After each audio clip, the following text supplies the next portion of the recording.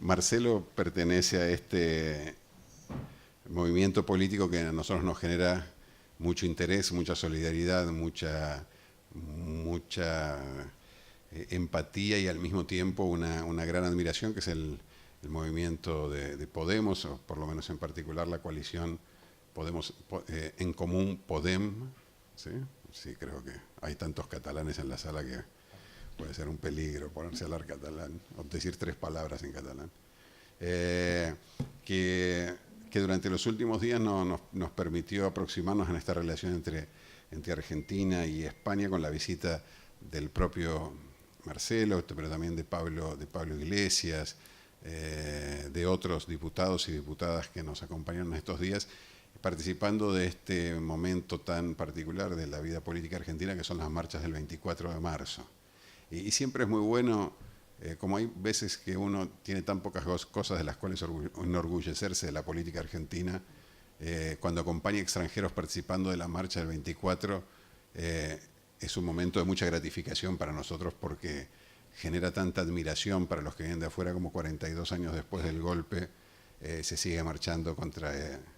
el olvido, por la verdad, por la memoria, por la justicia, en un país que también pasó por una dictadura y que todavía no ha conseguido procesar, como es en el caso de España, muchas de las barbaridades que se han cometido durante el periodo franquista en España. Pero entonces agradecerle a Marcelo, y Marcelo es un representante también de esta forma tan particular que ha tenido Podemos de convocar a la dirigencia y a la representación política a personas que no pertenecían a la política profesional. Marcelo es un artista, es un intelectual. Bueno, no sé si los artistas y los intelectuales son personas muy normales, pero por lo menos no son personas que en general cuando se acercan a la política tienen éxito. Y que tienen además una capacidad que muchas veces, al menos los intelectuales no tienen, que es una capacidad de comunicar muy bien, de transmitir muy bien. Podemos, entre las tantas innovaciones que ha hecho en la política, no solo española, sino también europea, y para nosotros latinoamericanos es muy importante, es que ha conseguido transmitir muy bien a través de sus figuras, de sus representantes, de sus líderes, sus lideresas,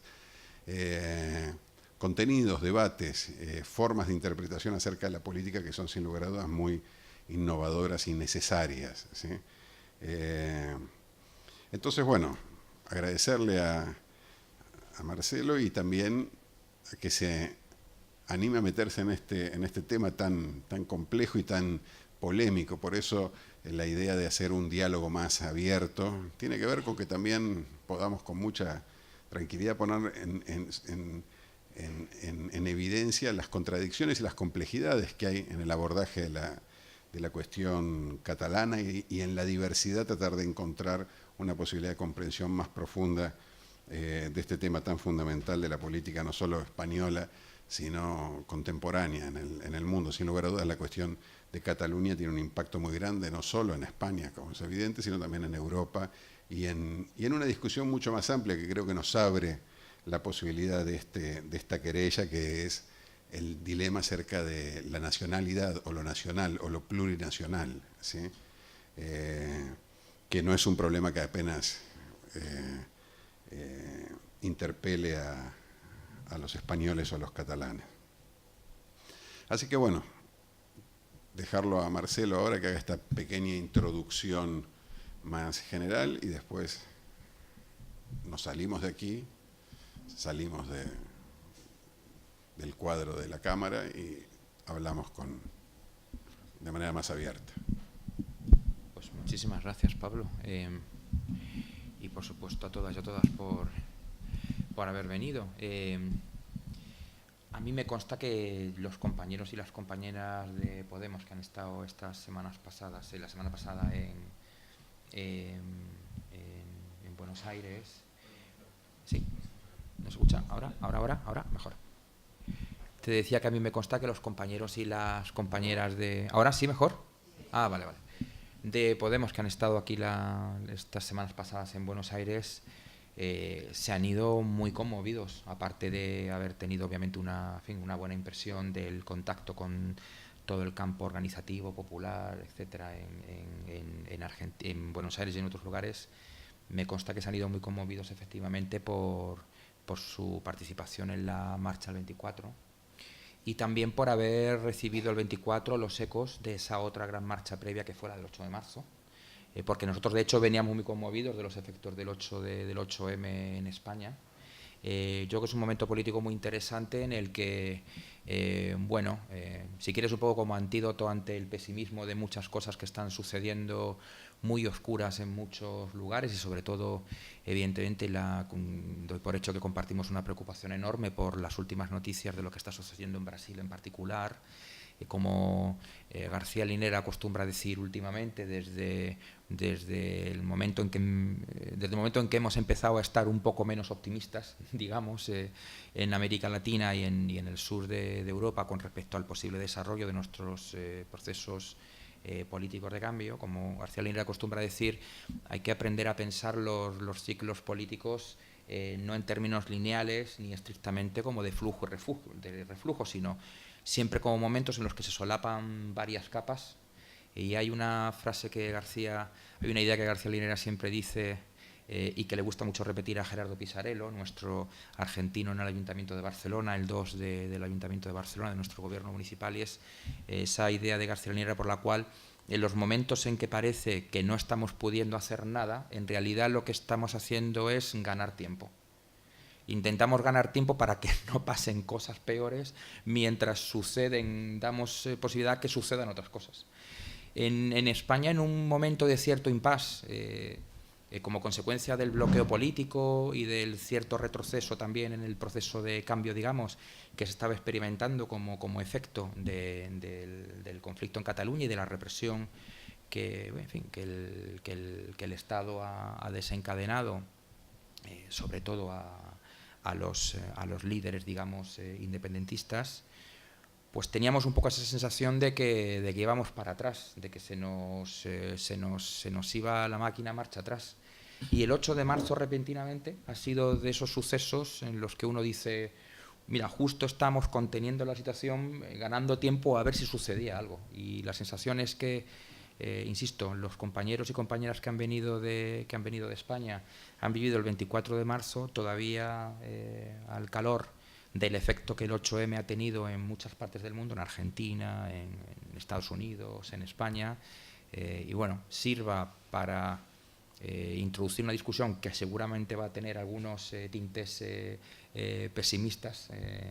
por los temas que vamos a discutir y, como digo, por las noticias que han llegado en las últimas horas, sirva esa pincelada como de ánimo o de expectativa para tener claro, bueno, como dice el vicepresidente boliviano, que los ciclos son complejos, muchas capas se solapan y bueno, que sencillamente hay que empujar incluso los momentos donde parece que las situaciones son más negativas. Otra cuestión que también querría comentar es que mi vinculación biográfica con Argentina es estrecha desde hace al menos 15 años. Mi querencia por la gente argentina en general y en particular, por supuesto, por los compañeros y por las compañeras, con las gentes con las que entiendo que más o menos comparto proyectos, expectativas políticas, es muy estrecha. Mi admiración es enorme y pude, por fuera de los actos principales que fueron hermosos realmente, el acto que organizasteis de entrega del premio a Pablo en la UMED, en el que intervinisteis varios de vosotros, donde también intervino Eli Gómez, Estela de Carlotto, etcétera, el hermano de Santiago Maldonado. Fue un acto verdaderamente precioso. Y por fuera de ese acto principal yo pude intervenir en un acto más pequeñito de debate sobre las relaciones entre cultura y memoria, que también fue un acto organizado aquí por el Instituto 25M, la Fundación de Podemos, y fue un acto verdaderamente muy bonito, en el que muchísima gente que viene muchos años trabajando en Argentina de diversos frentes, el cine, la televisión, el teatro, en fin, los movimientos sociales, las artes plásticas, por la recuperación de la memoria, que es un reclamo, como Estela dijo muy bien, que siempre lleva aparejado algún adjetivo u otro sustantivo, en este caso memoria y justicia. Fue un acto precioso en el que, una vez más, los que allí estamos, que venimos de fuera, pues pudimos comprobar que realmente en ese sentido este país es absolutamente admirable. Es uno de los grandes problemas que tenemos en España, justamente en ese ajuste de cuentas con nuestro pasado, el reclamo de justicia con respecto a la memoria histórica. Yo creo que en parte algo de ese problema también forma parte del conflicto que ahora hay en torno a Cataluña. Por eso una parte de la presentación que quería hacer era una presentación que quería plantear un cierto trasfondo histórico del problema, y como tú acabas de decir, por fuera de esta presentación inicial que vamos a hacer, para que podáis registrar quizá la parte histórica en la que quería dar una pequeña profundidad histórica, explicar también un cierto afuera del conflicto catalán con respecto al conjunto de la situación en todo el Estado español, y también intentar tirar algunas líneas a una situación global para que no sea una discusión sobre un tema, en fin, con tintes estrictamente locales. Pues por fuera de estos primeros momentos, cuando empiece con esas pinceladas, como digo, más históricas, pues después pasamos a eso, a una situación más informal. Dicho toda esta larga introducción, que en el fondo es de agradecimiento por la invitación, me parece inevitable empezar una conversación que trata sobre el tema catalán, haciendo alusión a las noticias que se han dado en las últimas horas, por las cuales, como seguramente sabéis, el expresidente o el presidente Puigdemont, que estaba detenido en Alemania, ha sido puesto en libertad sin cargos por el juez alemán, rechazando la posibilidad de extraditarlo a España por un delito de rebelión, que obviamente es un delito muy grave del que están acusados ahora mismo en España una parte importante del anterior gobierno de la Generalitat, excepto por supuesto los cargos públicos que están, como el caso de Puigdemont ahora en Alemania, y los 3 que ahora están también en Bruselas. Y ese rechazo de extraditarlo por parte de la justicia alemana por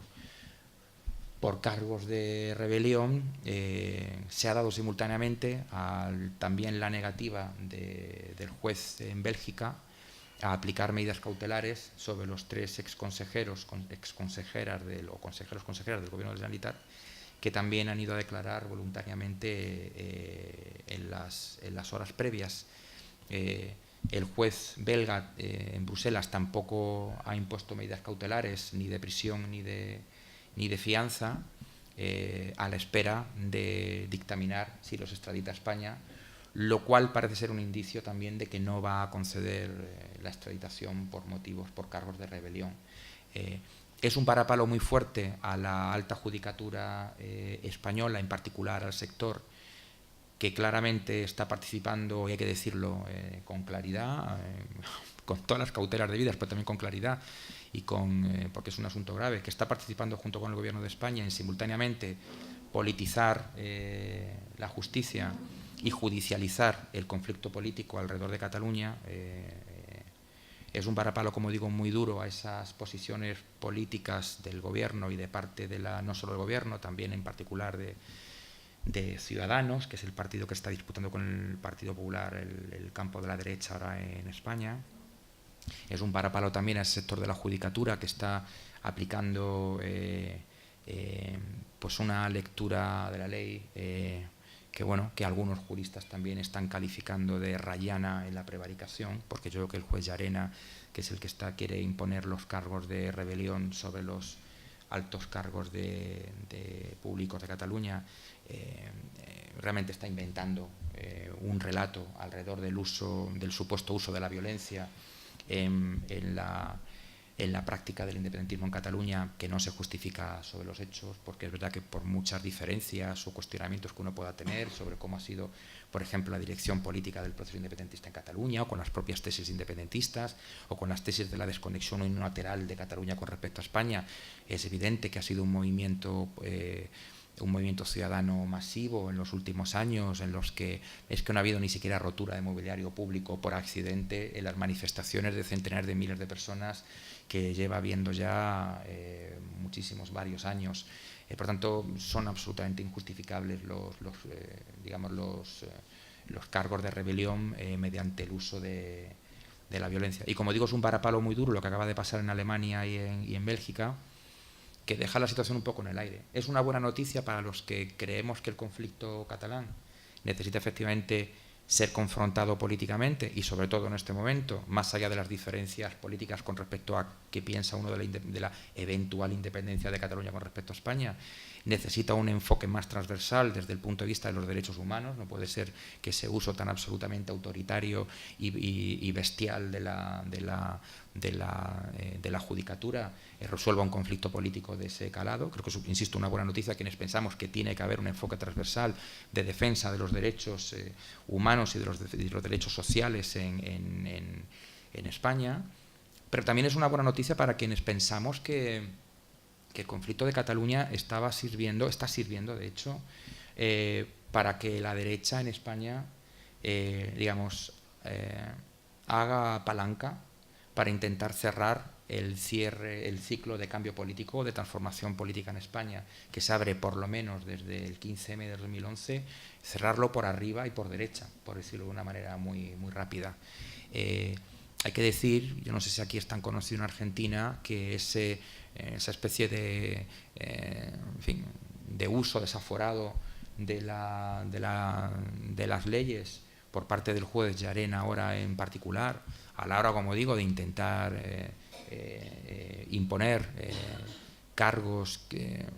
conllevan hasta 30 años de prisión a políticos electos